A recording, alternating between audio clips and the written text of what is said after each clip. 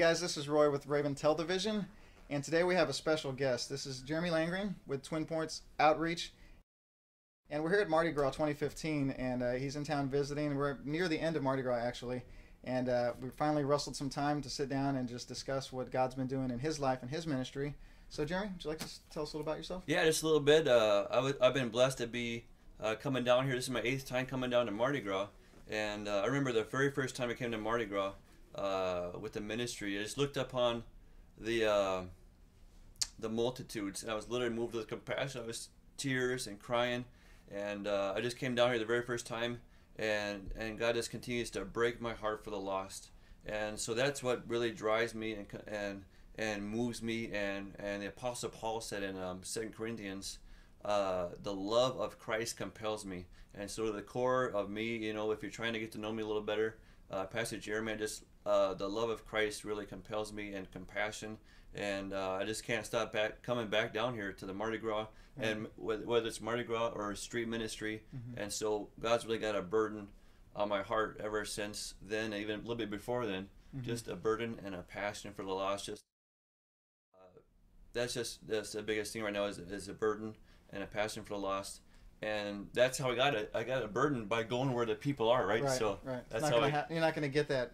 You're not going to catch the vision if you're never around it. Yeah, you know, that's kind of the thing. Well, tell us, how did God save you? I mean, what happened in your life? When did the Lord reach out and pull you out of darkness? I'll just give a short clip. Yeah. I was raised in a religious home for about 18 years, and just before this though, I was about 17 years in high school, 17 years old, and I was at a desperate place. You know, I was raised in a religious household, but I didn't have the love of Christ, and just I was at my parents' household, and I was really at the lowest point that I'd ever been to. I was really I just felt like no one really cared about me, loved me, you know, and I was really going to end my own life, you know, 18 years old. 18 years old. 18 years old. And so God spoke to you? I did. I cried out to God. I was 18 years old. I was going to end my own life, and I cried out to God. I said, if you're real, this is the time I need to know if you're real. So I cried out to God, and He answered me in a still small voice, and He literally saved my life physically at that point in time. Spiritually, for sure. Yeah, and just a little bit later, someone invited me to a youth group, you know, and just really radically changed my life. Wow. And on the car ride home, it was 45 minutes back home, and he says, do you want to know more about Jesus? And so I said yes, and he said, angels rejoice when one sinner repents. So that's when I dedicated my life to the Lord. Yeah, it's unfortunate. I mean, I think a lot of people have similar testimonies of growing up. I myself in a religious household where you kind of, are, spoon-fed, the gospel at, such a, a slow rate that, you just never really have any way to apply it, and it's just there all the time, and then I don't know if you had experience with failed leadership in your life, but that was something that stood out as a young child and teenager to me. It's, I had I guess a genuine draw towards the Lord, but I was never able to really mature in it because there was just failed leadership all around me, and as a young man, as a young kid, I saw it and I was very forgiving, but I didn't realize the actual hindrance it was on my life and my walk, because there I was, in my late teens and realizing I didn't have a relationship with God. Yeah. I had some knowledge, but like the Bible says, I really did deny the power that was behind it. Right. And so my story went on a little bit longer. I spent years kind of just really searching and trying to find my way back to that path. So after the Lord saved you, and 18 years old, how long after that did it take for you to get where you're out doing street ministry and really taking it into your own hands? Yeah, that's a good question. So I actually went into the Air Force just a few months after that in September 1998. And so I went into the Air Force, and there was a few that really discipled me. I met some young adult friends, and through church, and so they literally brought me to the parks to minister to homeless people, and then with juice or cookies or whatever. And then nighttime, they would bring me to downtown Salt Lake City, and we passed out gospel tracts. That was some of the first times passing out gospel tracts, and that's when I kind of more of an introduction to street witnessing. Right. And so just kind of the burden kind of started there probably, and I was a firefighter in the Air Force, and so I don't know, maybe I feel led to share this just briefly. As I was getting out of the Air Force, I said, I don't know if I should stay in or get out. But I talked to somebody in the church, and they said, you have to do whatever is going to draw you closer to God. I'll never forget this advice in my life, and maybe that'll help somebody. You have to do whatever is going to draw you closer to God. Right. And so I got out of the Air Force at that time, and so I moved back to Superior, Wisconsin after being in the Air Force. So, what was the formation of T.P.O. and where you're at now? Like, how did all that evolve? Yeah, so it just evolved by going into the Mardi Gras Outreach. Really, it just started from there. And then, so the very first year I went by myself, just crying out to, but I cried out to the Lord in our apartment. I said, would you send somebody with us? So I ended up going by myself.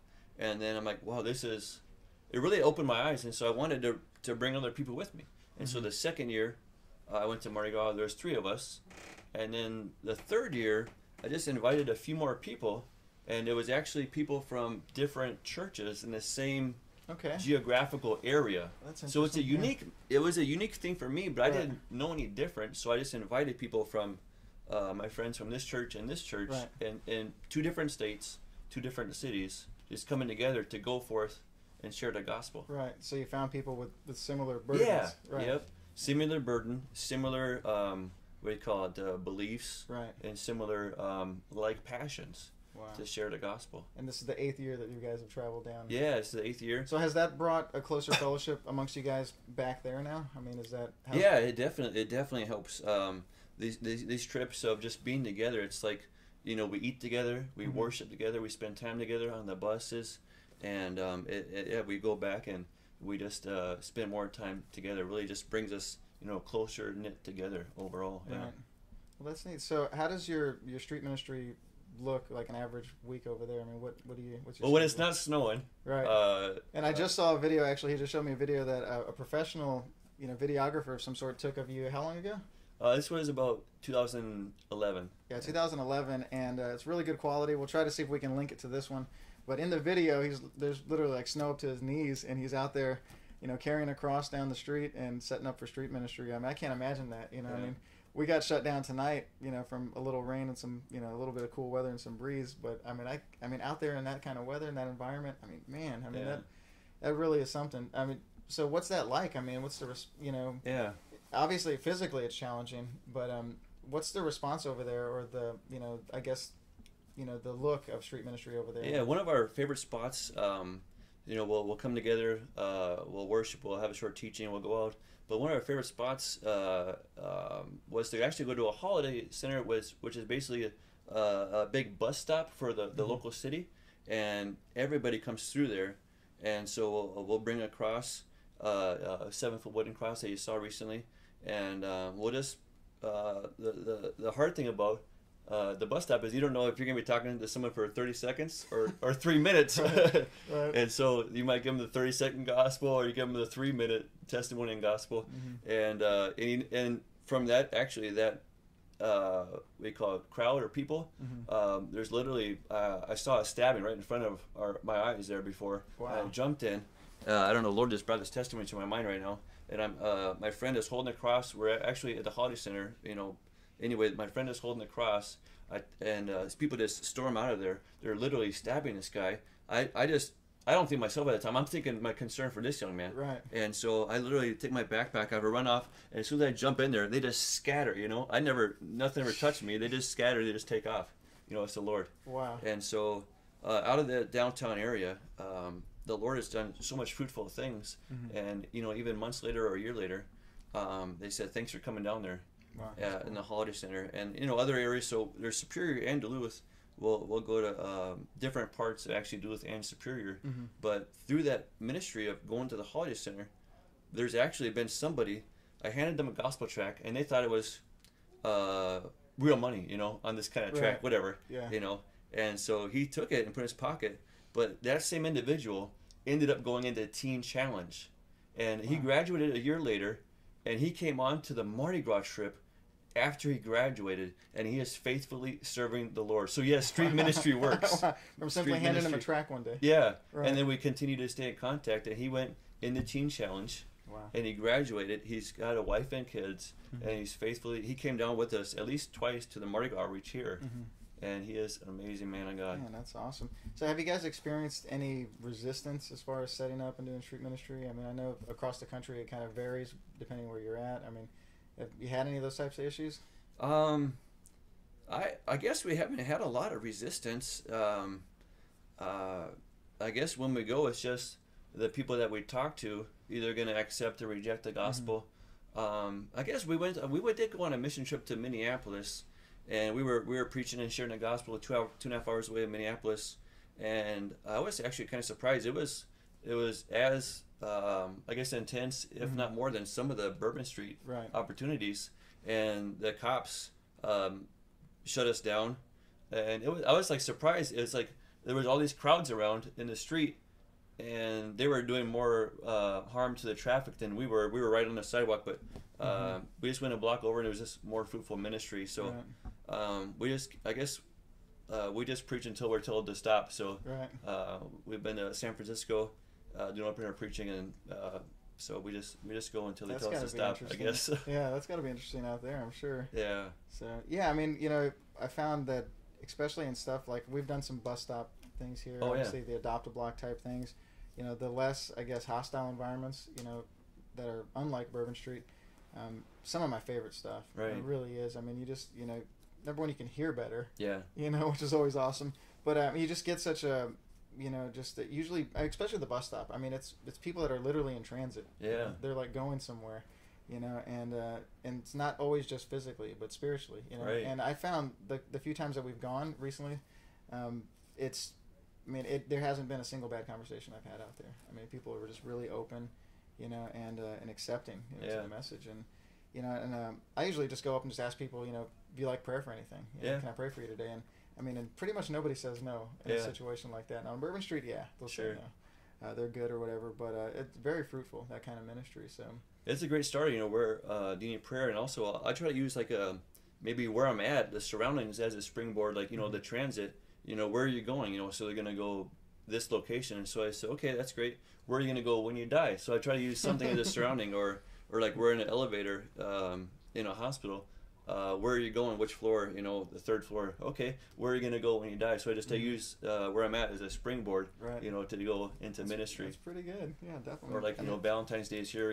Try to use maybe a day or a date or a current event. Use anything, right, to springboard into the gospel. So we shared about that last night about Valentine's Day, and God demonstrated His love toward us. Right. And while we're yet sinners, He died for us. So. Definitely. Tell me, how does your church community, your church life look over there? What's that like?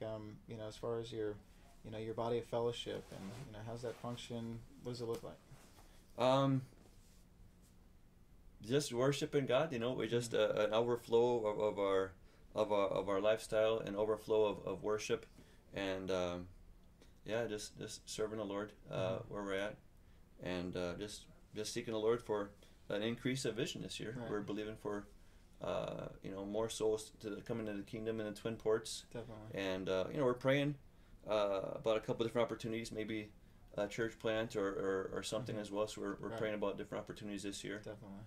So important. It's like I think of Acts 1:8. It says to start in Jerusalem and then go to Judea, Samaria, and other most parts of the earth. But we don't want to neglect our own Jerusalem. Our own local body. Absolutely. Yeah. Because in order for there to be, I think, effective people alongside you out there in the streets, they have to be, groomed and trained up. Right. It's not always going to be, I think, just a maverick guy who says, "Man, I just want to join your team. I've been doing it on my own." There's people out there who just need encouragement. Right. Somebody that you might run into that likes you personally, and then you're able to draw them in and train them up and help them learn those things. And that's really what happened to me. I had found Pastor Troy in the ministry on Facebook, and really kind of avoided them for a while because I thought, man, these guys are kind of nuts. Yeah. But you know what? He personally reached out to me, and so he added a personality to the pictures I was seeing.